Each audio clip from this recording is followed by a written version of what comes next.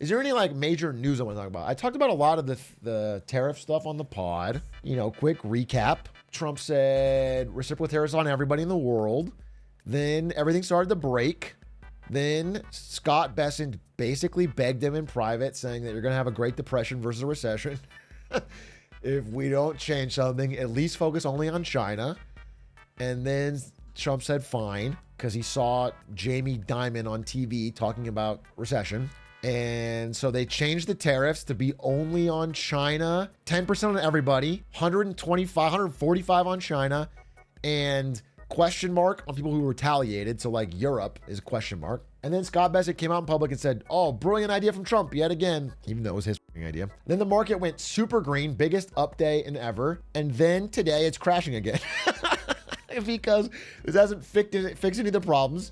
It's only slightly better than the terrible plan before, but it's still gonna crush so many domestic industries that rely on imports from China. And it's gonna lead to layoffs. And we already were in a recessionary environment. People were already spending less.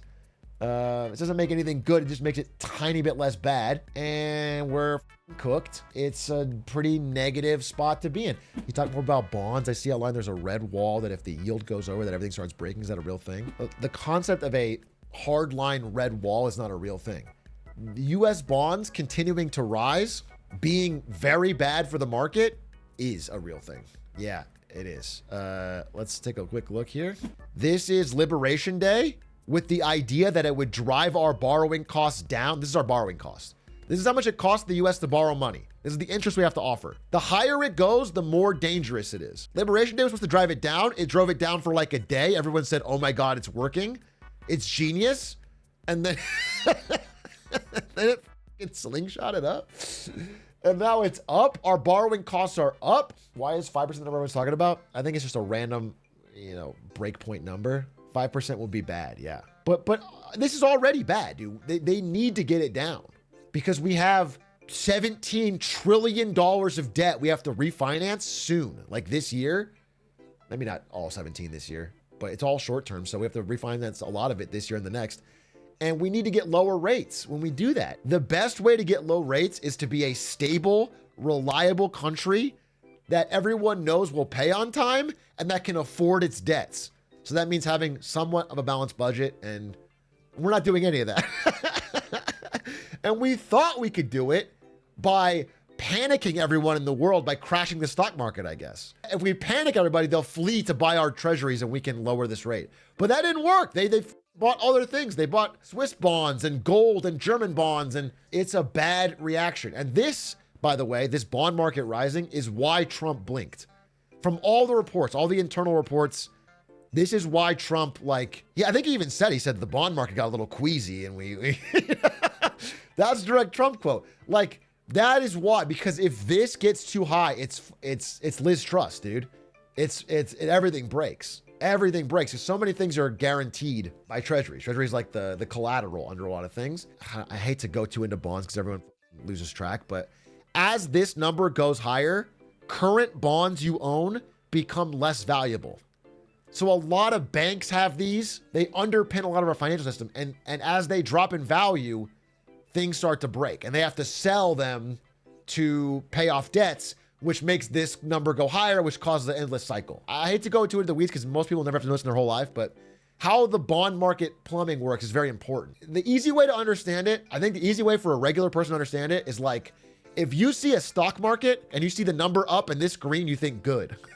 If you see a bond market and you see number up in green, that's bad. Okay?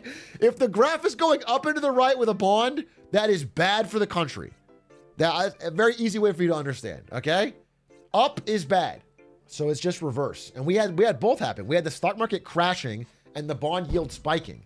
And that's the worst of all worlds. That's total financial collapse. So that's why he blinked. That's why he backed down from the tariffs. But not really, right? It's still a 10% worldwide tariff plus China. Again, I talked today with somebody who has a business in LA that employs a lot of people. They make custom lighting fixtures, okay? So they build cool designs for hotels. And this person is we buy the bulbs and things from China. We're just kind of frozen. Right now, we're just trying to wait it out. We pre-ordered some stuff that got here before the tariffs. we're trying to wait it out and hope it goes away. Because if it doesn't, we have to lay off. Essentially, we have to lay off people. I'm not putting words in his mouth, but essentially, they're going to have to lose employees because they're going to have to pay these massive tariffs. That's just one example, but that's like happening cross country. So many things rely on inputs that are imported elsewhere. Like, let's say you're a ring maker. You make diamond rings. You make them custom in America, and you import the diamonds from Kenya or something. The idea that you're going to somehow start a diamond mine or a gold mine in America, like putting tariffs on the input costs of things that are built are crazy. There's not even any, you're not even bringing industry back. Why are they doing the pause then? Again, the pause is on the bonus reciprocal tariff. This is the 90-day pause. I want you to understand. The pause is on these except for the China one, these bonus ones. There's still a 10% tariff that's new, that's on everybody, and a massive one on China. And a question mark here because they said, we're going to get rid of them if they didn't retaliate, but the EU did retaliate. So it might be a massive tariff on China, a massive tariff on the EU, 10% on everyone else. And it's like, that's normal? No, it's terrible. That's recessionary / depressionary. EU paused? Okay, the EU one's paused. So it's 10% on EU. And then 90 days is for them to find some kind of deal where, you know, somebody can give him something he can call a win. But it's just bad. It's just bad. It is just making the country I live in poorer and lonelier. So I'm not happy with it. The thing I am happy about is that many people are seeing this and reacting appropriately. This one is that, you know, obviously when people are like, oh, no one will change their mind, they're talking mostly about people who are diehard MAGA. Diehard MAGA people have remained basically the same level of approval. Their mind is like, what? No matter what he does, it's genius and it's brilliant. It'll hold strong, and this is all part of 9D chess. And if the tariffs are on, it's brilliant because it's going to bring jobs here. If the tariffs are off, it was art of the deal, and it was, you know, whatever. Everything's got an answer. But for other Trump 2024 voters, which is like the reason he won, it's plummeting. It's plummeting, dude. This is within first 100 days. It's plummeting. It's legitimately plummeting. And like people said that wouldn't happen, and I said it would, and it is. It just is happening. People are very receptive to their material conditions. And again, his overall approval, even including that, I think this is it, is also sliding quickly. And again, usually it takes out of the first 100 days for this to slide. Once we get out of 100 days, it's going to go much faster because there's a honeymoon period where most people are like, well, let's see how it goes. This was the Wisconsin election that Elon Musk dumped a ton of money into, but it shifted. Okay? Every county shifted. People can't change their minds. They will change their minds. Imagine if Obama never wore a tan suit. Well, you should see this graph when he did that. It was everything to the right. Obama wearing a tan suit was, I mean, I personally couldn't stand it. I couldn't stand the disgrace to our nation. God, it was a bad day. It was a dark day in our history. Dude, can someone find this for me? I cannot remember. It was a guy out front of the White House dressed as Obama, and he's got his wife there as like holding up a sign saying regular taxpayer, and he's like hitting. Have you seen this? It's like iconic. It's like iconic. Have you seen this? I need your money to kill babies by abortion.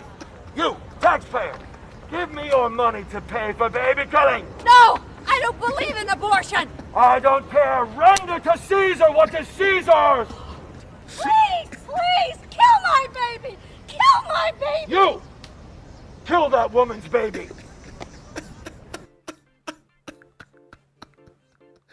Holy cinema.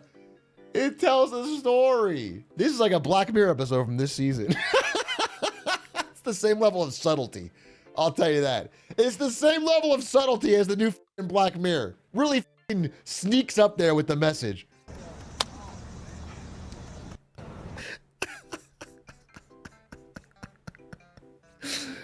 Cinema, dude. That's powerful shit.